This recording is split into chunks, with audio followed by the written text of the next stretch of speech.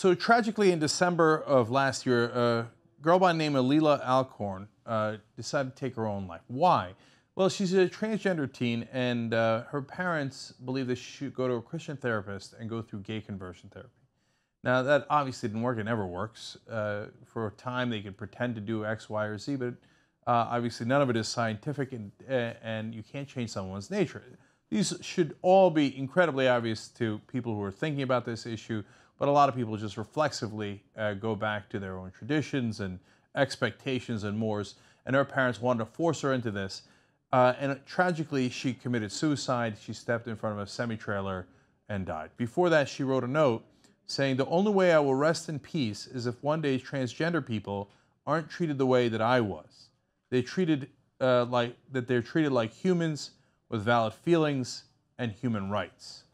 So that's a powerful message that we hear from Leelah after she did what she did. Now, what has been the reaction? Well, the White House in this case has decided to respond to a petition that was started after she had committed suicide in regards to that story. So the petition got large enough that it merited a response, and that's when Valerie Jarrett steps in, speaking for the White House in this case.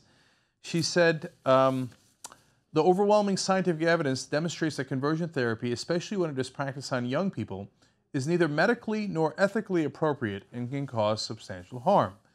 There's very little doubt about that. And she goes on to say that as part of our dedication to protecting America's youth, this administration supports efforts to ban the use of conversion therapy for minors. So that's great news. It's the White House going in the right direction, saying this gay conversion therapy is bunk. It's not true. It doesn't work. It's nonsense. Don't use it on minors.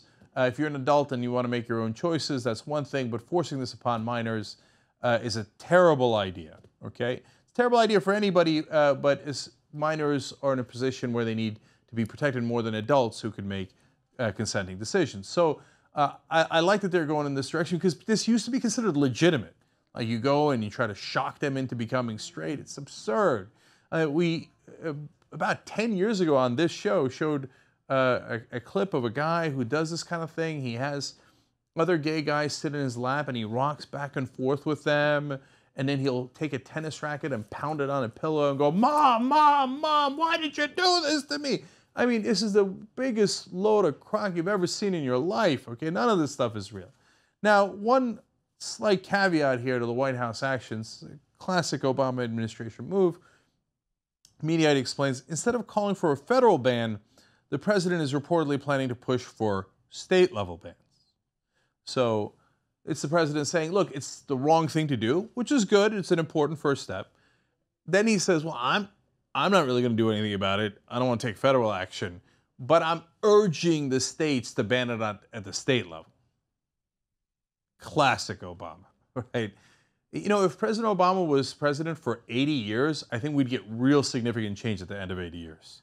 He's such an incrementalist.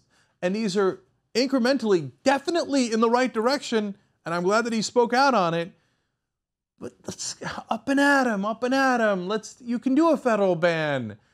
And most of the country agrees with you on these issues. Go forward. Go just a little bolder in the direction of your dreams or your ideas, or whatever drives you. If this drives you, then actually go and try to do it. You're not going to be president that much longer. Okay, so it's a step in the right direction. I wish it was a larger step.